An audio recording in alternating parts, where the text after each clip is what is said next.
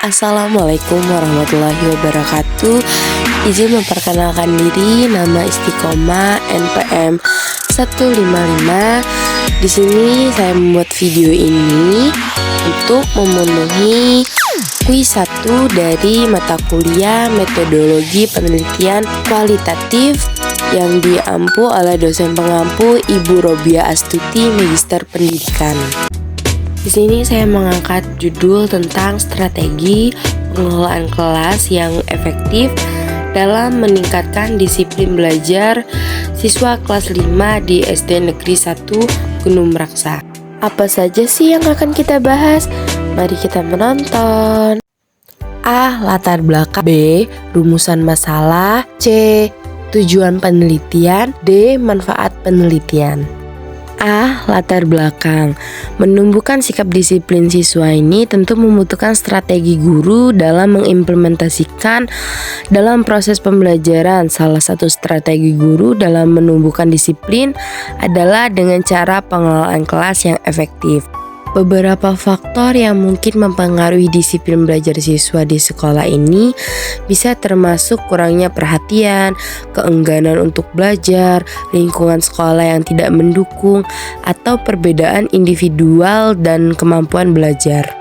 Strategi yang direkomendasikan mungkin mencakup yaitu membangun hubungan yang baik dengan siswa, menetapkan aturan yang jelas dan konsekuen yang konsisten, menerapkan penghargaan dan pengakuan menggunakan metode pembelajaran yang interaktif dan menarik, mengintegrasikan pembelajaran berbasis nilai, melibatkan orang tua, mengadakan kegiatan ekstrakurikuler yang bermakna, menyelenggarakan kegiatan ekstrakurikuler yang bermanfaat dan mendidik.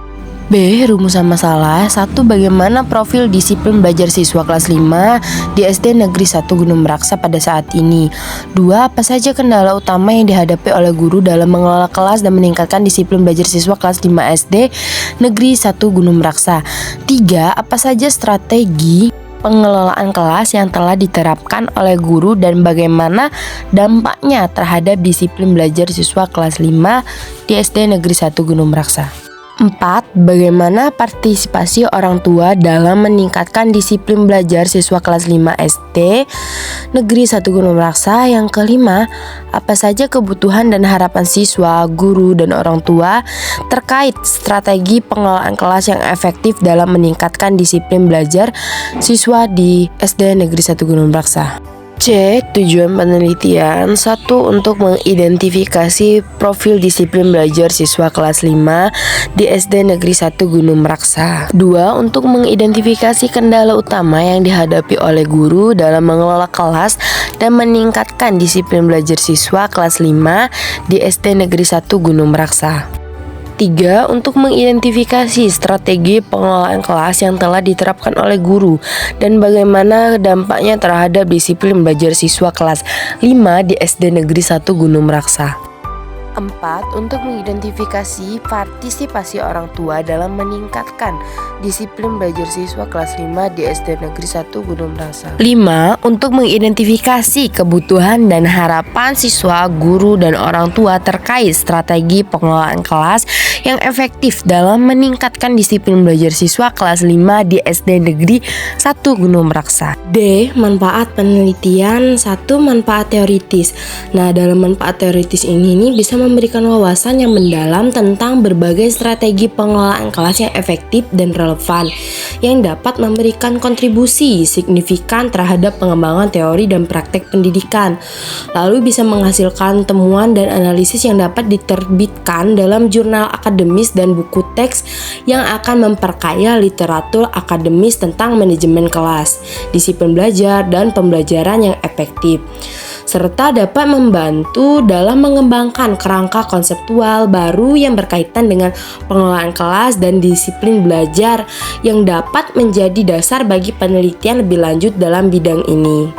Kemudian yang kedua ada manfaat praktis. Nah, manfaat praktis ini dibagi menjadi 3, yaitu ada manfaat bagi siswa, manfaat bagi guru, serta manfaat bagi sekolah.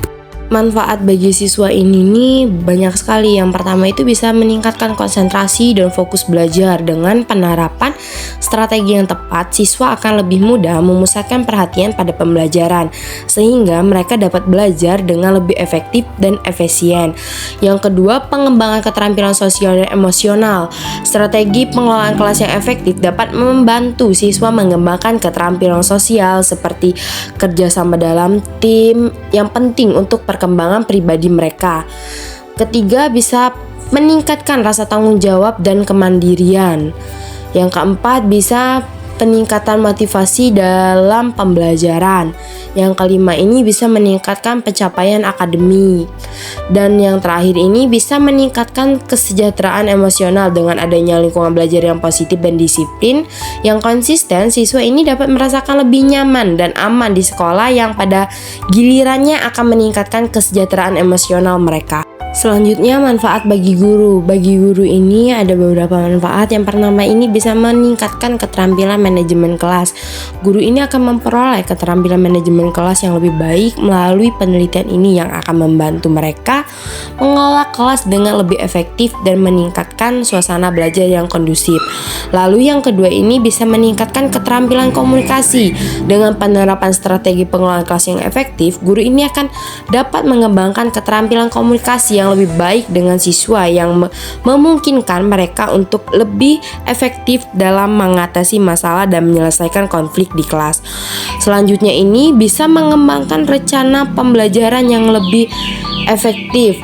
Lalu bisa meningkatkan kepercayaan diri seorang guru, dan yang terakhir ini bisa meningkatkan kolaborasi dan pertukaran pengetahuan. Selanjutnya ada manfaat bagi sekolah. Yang pertama ini bisa meningkatkan reputasi sekolah. Yang kedua bisa meningkatkan kualitas pembelajaran. Yang ketiga bisa meningkatkan keterlibatan antara orang tua. Yang keempat ini bisa meningkatkan iklim sekolah. Yang kelima ini penyusunan kebijakan sekolah yang lebih efektif. Lalu yang terakhir ini bisa meningkatkan daya saing sekolah. Dengan penerapan strategi yang efektif, sekolah ini dapat meningkatkan daya saingannya di antara lembaga pendidikan lainnya yang akan membantu dalam mempertahankan dan menarik siswa yang berkualitas. Demikianlah materi yang dapat saya sampaikan. Lebih dan kurang saya mohon maaf, dan kepada Allah saya mohon ampun. Saya akhiri. Wassalamualaikum warahmatullahi wabarakatuh. Thank you.